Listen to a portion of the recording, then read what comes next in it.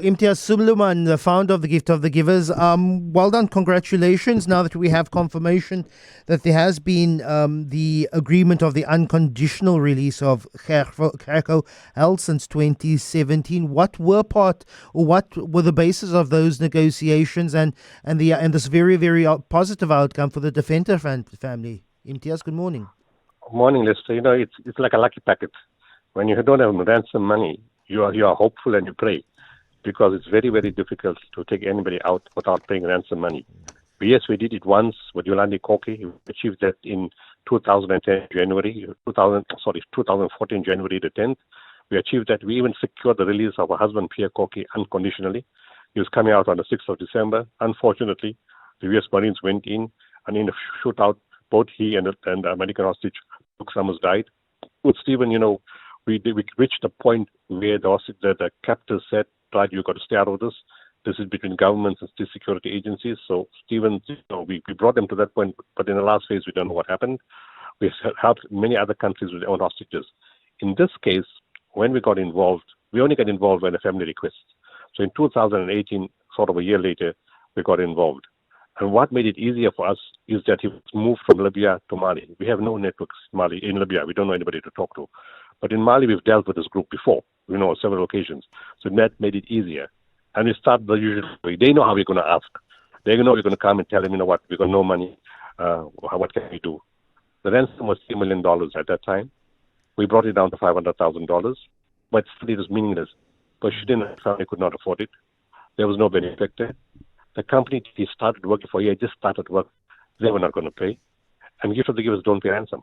We only facilitate the negotiations for the family to bring their loved ones. And so it stalled because with no leverage, with no money, we couldn't do anything. So in 2018, it sort of went cold, and then came COVID. So it died. And then in January this year, one of the intermediaries phoned and said, look, after COVID, a lot of people are getting released. Why don't you guys try again? So we asked him, but we got no, we're going to do this. He said, just try. So we looked at options. In Ramadan, at the April time that you did that interview, there was a big placard display during the fast breaking in Lincoln Park, where ordinary community members got together, different faith groups got together at fast breaking and said, please release the guy.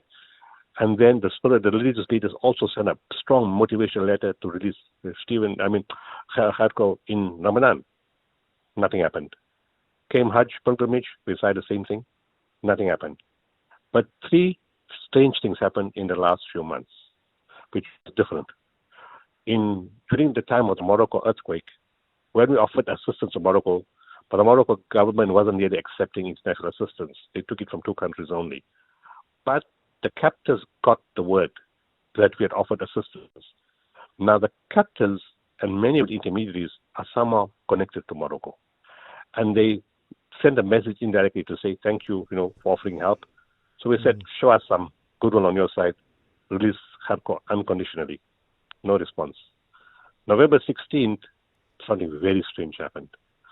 The chief intermediary, who's never done this before, the one that we know for got Stephen O'Gowan release, calls us on November 16th in the afternoon and says, I want all the videos, the ones that you made in public and the ones that you did not publish in public of the wife and the son. I need it urgently. One line, no other discussion. But what happened on that day, that morning on November 16th, my head of my office in Gaza was murdered by IOA forces. He was killed. Yeah. She was directly struck.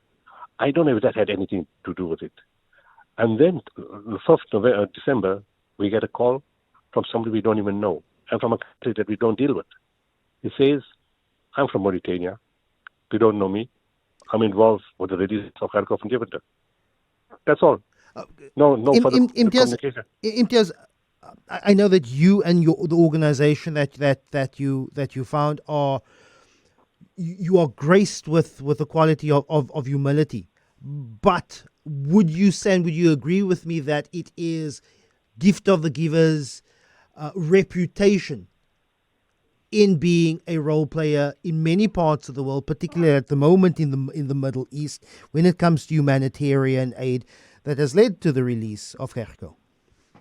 Well, I would say it's only our reputation. I'll say it's the role of a lot of people. It's a role of we build relationships. And strangely enough, after Stephen was taken hostage, I told my chief negotiator, I said, to South African Mohammed Yahya Diko, I said, Yahya, let's keep the relationship with the intermediaries. You never know who else will be in trouble at some other part in their life. And we've got built this base, let's just keep it. And quite often, the hostages are released, especially when there's no money, because of a very good word from the intermediaries. And, we put in boreholes, we put fasting, we did all that kind of stuff in Mali to build goodwill between different people. And so that has helped us a lot. What was complicated in this case? The fact that, you don't want to pay ransom. But the biggest challenge we had was that the guys in Mali bought Gerco from Libya. Now, when you buy something, you invest money. Now, I don't know how much they invested, $1 million, $500,000, what did they pay? Now, they normally want that money back. So it's very, very complicated to get a hostage out if somebody has paid for him from somewhere else. Normally, when they catch you a hostage, it's free. They just catch you from where you are. There's no money to pay. Imtiaz, very quickly, unfortunately, running out of time heading for news. When I'm sure there will be a debrief before when he gets home, but when is Gerco likely to arrive back in South Africa? That's the relationship, the discussion between state security of our country and the state security of Algeria. His son is going to fetch him from here, or somebody from the embassy from there will bring him down. But it shouldn't take more than 2 or 3 days. Depending, of course, how he is, how his health is. Of course. Imtiaz Suleiman, founder of Gift of the Gift.